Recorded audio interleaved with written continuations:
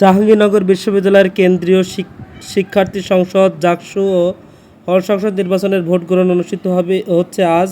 দীর্ঘ ৩৩ বছর পর এই ভোট অনুষ্ঠিত হচ্ছে। নির্বাচনকে ঘিরে শিক্ষার্থীদের মাঝে উৎসব আমেজের পরিস্থিতি চলছে। শিক্ষার্থীদের হিসাব নিকাশে ব্যস্ত। এর মধ্যে গত ২৯শে অক্টোবর বিকাল ৪টা থেকে প্রচারণা শুরু হয়ে ৯ সেপ্টেম্বর রাত ১২টার প্রচারণা শেষ হয়। প্রচারণার শেষ দিনে পর্যন্ত শিক্ষার্থীদের কাছে পৌঁছাতে দিনরাত ছুটেছে প্রার্থীরা।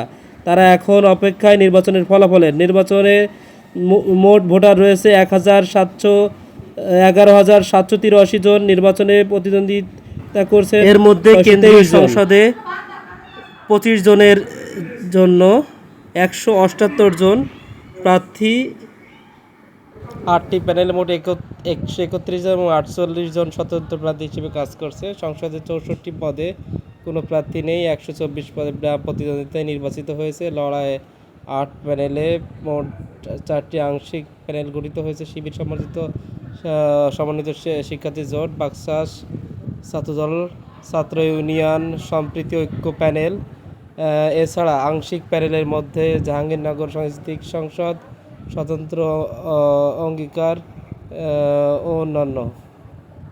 নির্বাচন সুষ্ঠু পরিচালনার জন্য ক্যাম্পাসে আইনশৃঙ্খলা পরিস্থিতি নিয়োগ করা হয়েছে ১,২০০ জন পুলিশ ও আনসার। এর পাশাপাশি নিজস্ব কর্মীও দায়িত্ব পালন করবেন। ইতিমধ্যে ১২টি গেট বন্ধ করে দেওয়া হয়েছে যাতে বহিরাগতরা প্রবেশ করতে না পারে। সব শিক্ষার্থীকে বাধ্যতামূলক বিদ্যালয়ে কার্ড বহন করতে বলা হয়েছে, নির্দেশ দেওয়া হয়েছে। এছাড়া বাইরের থেকে আগত মিডিয়া কর্মীদের বিশ্ববিদ্যালয় কর্তৃক নির্ধারিত কার্ড প্রদান করা হয়েছে।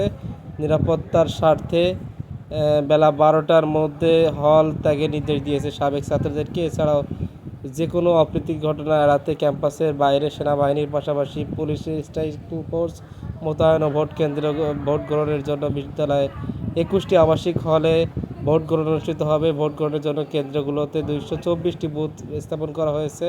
৬৭ জন পোলিং অফিসার ও ২১ জন রিটার্নিং কর্মকর্তার হিসেবে বিশ্ববিদ্যালয়ের শিক্ষকরাই দায়িত্ব পালন করবেন। ব্যালট পেপারে ঠিক চিহ্ন দিয়ে ভিড় করতে হবে। কেন্দ্রীয় ভোটারকে কেন্দ্রীয় হল মিলিয়ে মোট ৪০টি ভোট দিতে হবে। ওএমআরের মাধ্যমে ভোট নেওয়ার সিদ্ধান্ত করা হয়েছে।